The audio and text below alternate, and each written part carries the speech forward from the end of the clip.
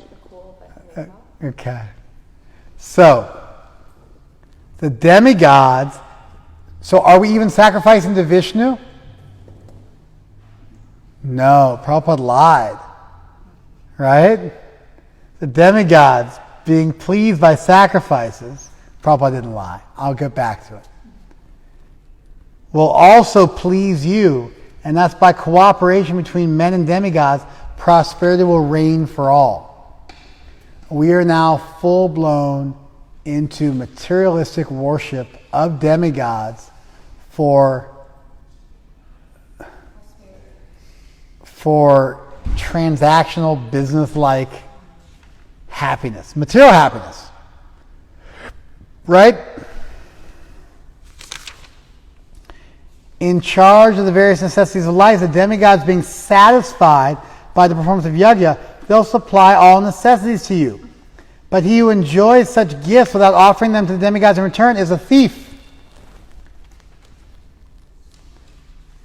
The devotees of the Lord are released from all kinds of sins because they eat food which is offered first for sacrifice to demigods for selfish purposes. Others who prepare food for personal sense enjoyment without offering it in sacrifice, even though they still have the same material desires, they verily eat only sin. Do you guys follow that? Okay. I'm going to wrap this quickly. We're going to move a little faster. I've meandered enough for you stragglers. It's time for us to move forward at a good clip. So turn on your brains. We've warmed up enough. We've heated the room to 105 degrees. It's time for us to stretch our brains because they've been made pliable. You ready? All right. The word yajna means sacrifice. Vishnu is also called yajna.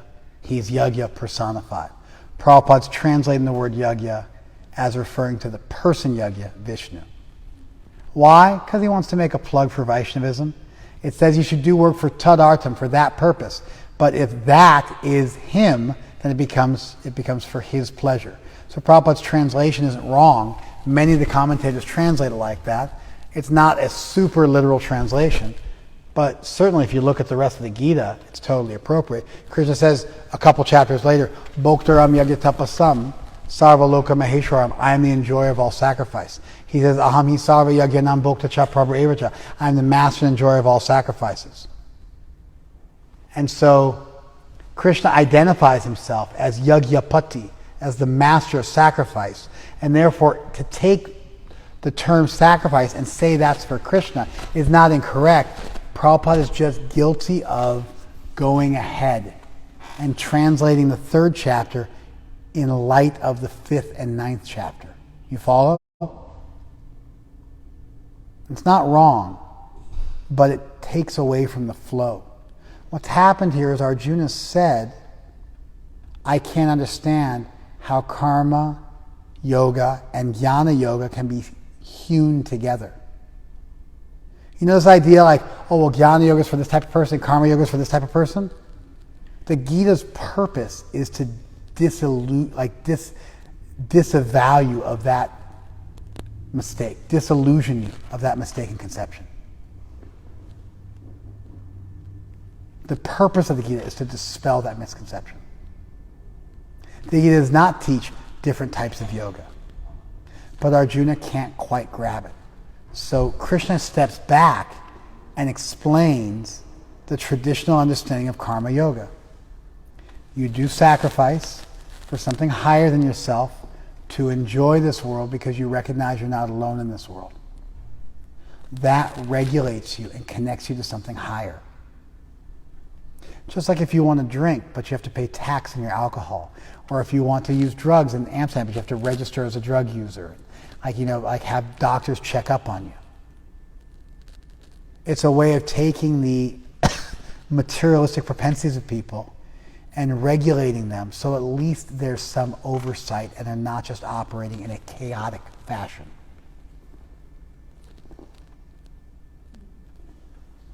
This yajna spoken of isn't even for Krishna, it's for demigods. for materialistic purposes.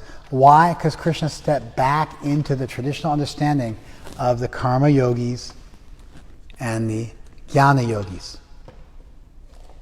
You follow? And the karma yogis are superior because at least they've recognized that you can't build a stairway to heaven, a Tower of Babel. They've recognized that you can't do it on your own, that you can't extricate yourself from this web on your own. They've acknowledged a higher power, a dependence on something above themselves.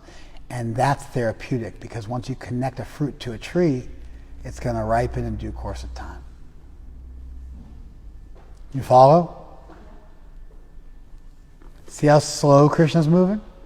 And if you have any doubt that Krishna's trying to connect us to something higher than ourselves, let's keep reading. All living bodies subsist on food grains. Okay, we all depend on food, which are produced from rain. Fair enough, rain grows food. Rains are produced from yagya. Well, people don't really believe that, but certainly the Vedas believe that. You do yagya, you please the demigods, then Indra sends forth rain. Krishna eventually says, I'm the one sending the rain. You're worshiping Indra with the Soma Yagya, but I'm withholding and sending forth rain. I am the enjoyer of all sacrifices. You're worshiping me, but you're doing so in the wrong way. You should just worship me. Even if you just think of me, that's enough. I'll take care of you. Even if you offer me a leaf, a flower, fruit, or water, that's enough. But we're not there yet. Krishna is just surveying the Vedic sacrificial culture. Rains come from yagya. And yagya is born of prescribed duties. In other words, it's born of you being regulated in what you do by something higher than yourself. Prescribed duties are prescribed in the Vedas. And the Vedas are directly from God. Therefore, God is present in your yagya that you do. You follow? By connecting your food grains to the rain, to the yagya, you're now participating in the urta, in the cycle of life, and you're giving back, and you're connected to something higher than yourself. See how he's saying exactly what I just said? One who does not follow in human life the cycle of sacrifice, thus established by the Vedas, certainly leads a life full of sin, living only for the satisfaction of the senses. Such a person lives in vain. So certainly you could give up the Vedas. You could give up your connection to something higher than yourself. You could give up a regulated life. But then your life is just materialistic and it has no higher purpose. Whereas if you regulate yourself and do your duty, that connects you to the Vedas. That connects you to God, even remotely. And that will be therapeutic. See the argument? But in contrast to the person who's living for themselves, one who finds pleasure in the self, whose human life is one of self-realization, and who's satisfied in the self only, fully satiated, for him there's no duty. See that? That's the goal of the yagya. Is to get you to a place where you take pleasure in the self, your human life is a self-realization, you're satisfied in the self, you're fully satiated.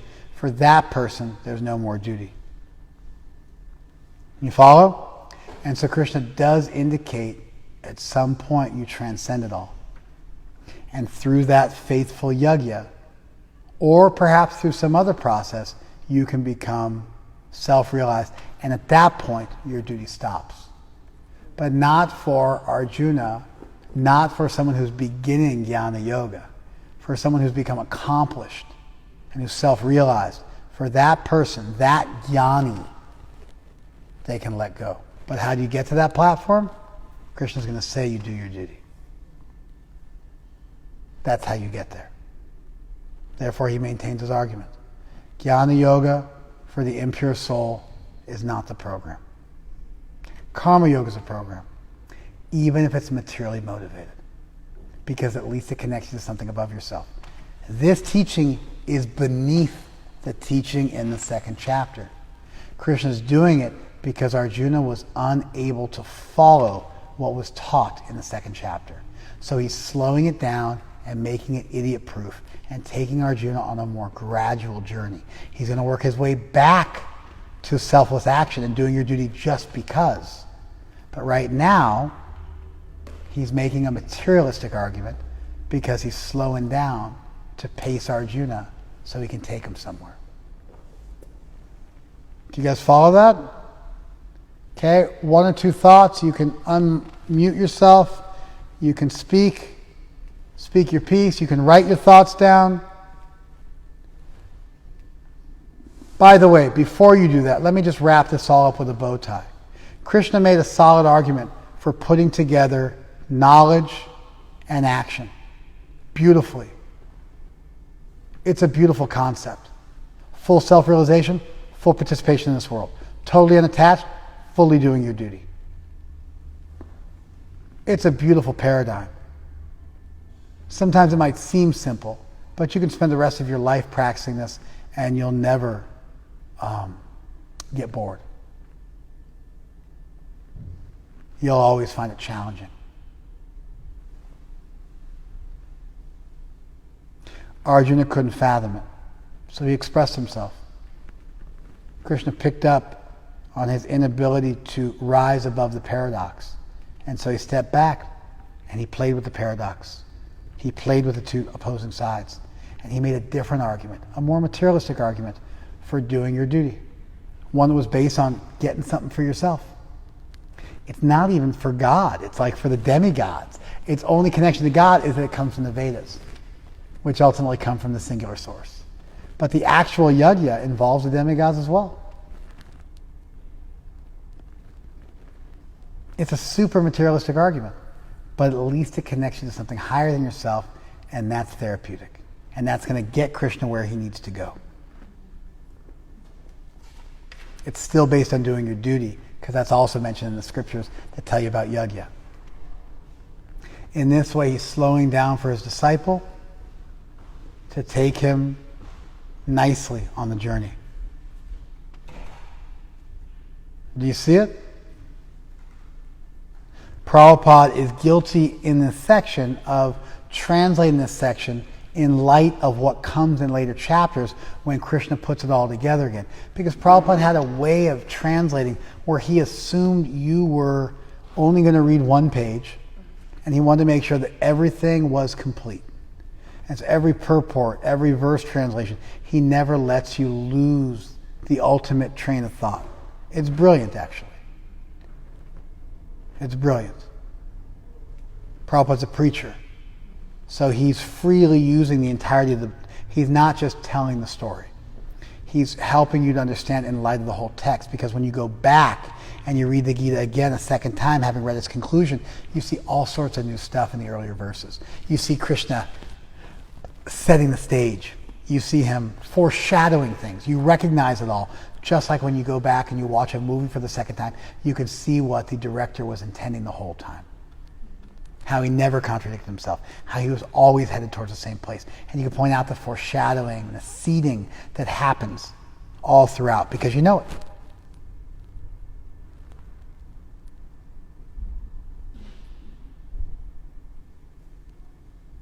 Okay. Comments? Questions? Discussion?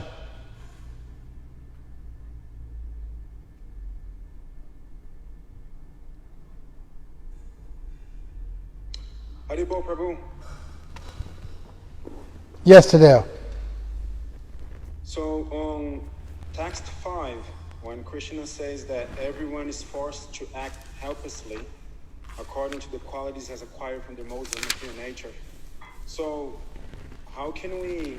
I don't want to touch it. I don't want to deal with it. Because I don't want to troubleshoot the problem of evil today. It'll come up next week. We'll troubleshoot it then. I've spent so much time troubleshooting the problem of evil with you guys. But obviously there's room in here for free will.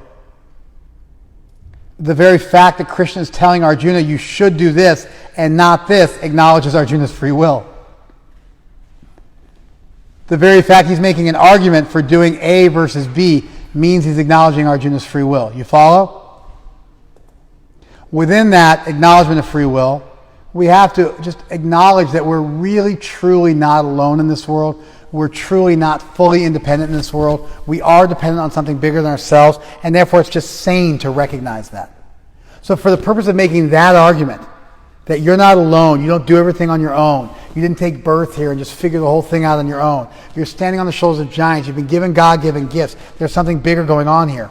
Therefore you should do yajna, therefore you should follow the Vedas, therefore you should follow some prescribed activity. To point out that you're not alone, Krishna's making this argument. You follow? He's not attempting to deal with the problem of evil right now. And in fact, if he did try to do that, it would take away from the power of him saying, hey, let's wrap our heads around the idea that we're not alone, we owe something, we got to give something back, we got to do something. You follow? Don't think you can get out of it.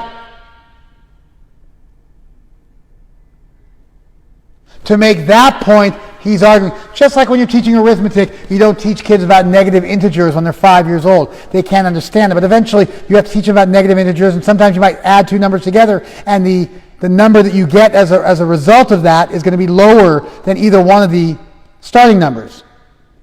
Like negative 6 plus negative 7, positive 6 plus negative 7. Comes up to negative 1. You follow? Normally that would be impossible. And when you teach a 5-year-old arithmetic, you teach them. That's impossible. But then you go back and clean it up on the back end. That's how we learn. You have to allow Krishna a little bit of room to evolve his argument, because he already gave a beautiful argument in the second chapter, and Arjuna was too stupid to follow it. So he has to step back and he has to teach him the way you would teach a child. You follow? Does that satisfy? Yes. So, if I am to defend this verse, if I'm talking to somebody else about Gita, I would say that the way to do it is to not look at the verse as a standalone verse, but within the context of the chapter where Krishna does give Arjuna free will to act according to his instructions, correct? You want to hear how I would defend it to somebody? Here's how I would defend it to somebody. You're the person I'm defending it to. We'll go back and forth in the conversation. You ready? Yes. You just said to me, oh, there's no free will in the Gita. And I'd say to you, don't be an idiot. Later on in the Gita, Krishna will clearly articulate that Arjuna has free will. It's all over the Gita. It comes up regularly. Krishna directly states that Arjuna has free will. He tells Arjuna to do what he wishes to do at the conclusion of the text. He tells Arjuna that free will of the soul is one of the 5 factors that constitutes any action. There are numerous places in the Gita where Krishna directly deals with the idea of free will. However, in this section, Krishna is trying to tell Arjuna he's not alone in this world, and therefore he's making the point that there's something above him. He is not making a definitive statement on the nature of free will. The verse itself says, Nahi kaschit kshanam api jatu tishtati akarmakrit. You can't remain for even a moment. No one is allowed to remain for even a moment without doing their duty. Karyate yavasha karma. He's forced to act helplessly. Sarva prakriti. He's forced from all sorts of actions, helplessly. Prakriti jai gunai. By the gunas born of prakriti.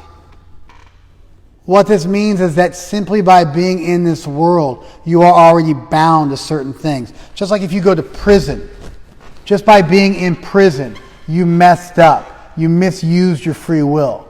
You still have free will in prison. Like a guy just died of the coronavirus in prison today in Texas. He was doing 18 years in prison for marijuana charges. He got some jerky Texan judge who wouldn't let him out on a furlough, wouldn't let him out because of the coronavirus, and the guy died in prison today because of the coronavirus. He was 2 years away from getting released. All the guys he was sentenced with got lower sentences, and they were released. The judge said, he had infractions, like he created difficulty during the count. Just super low-level infractions that like less than 2% of people who are refused parole are refused because of such infractions. The judge clearly had it out for this guy, remembered him.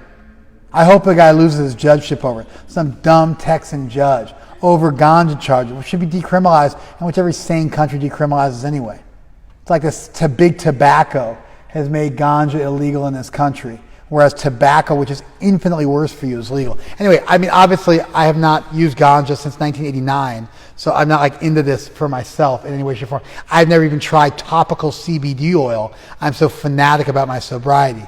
But it's like this guy, he went to jail. He had free will in jail, but he didn't have full free will in jail. And so by winding up in this material world, not acting is not on the menu. You have to do something. You're already in the mix. You can't get out of it. You follow? That's what's being taught in this section. So don't get it twisted up. Don't turn it into something it's not. You want sections of the Gita to actually deal with the problem of free will? We've got them. You want to see it? The very fact that Arjuna is being asked by Krishna or being told by Krishna, you should do this, you should not do this, is a tacit acknowledgement. The entire Gita is a tacit acknowledgement of the free will of the soul, and free will is directly articulated in multiple places in the Gita, what to speak of in the Vedic literatures. It's all over the place. You simply cannot make an argument for absolute determinism. And if you look at this section, all it's saying, all the verse is saying, is that by the time you wind up in this world and you're in this prison house, you don't have full free will. Therefore, the idea that you're going to do nothing, sorry, that's not an option. It's like quicksand. Just being here means you're getting implicated. You have a rebuttal? Nope. Does that give you a few extra bells and whistles? Yes. That's what it would look like. I wouldn't just say, don't take it out of context. I would state the places in the Gita where free will is given. I would mention the entire Gita is based on free will, like you said. I would say that the free will is, even in this section, it's an undercurrent of this section. It's a what do I want to say? The substratum, of this section. But I would really powerfully argue that the Sanskrit verse doesn't argue for determinism. And if you use a thought experiment of a prison, that helps you to better understand what we're talking about. Does that make sense? Yes. Okay, good. I think we're done. I think we took all the time we had. Should we call it? We're going to call it, guys. I see, Darshan, you got your hand by your mouth because you want to say something, but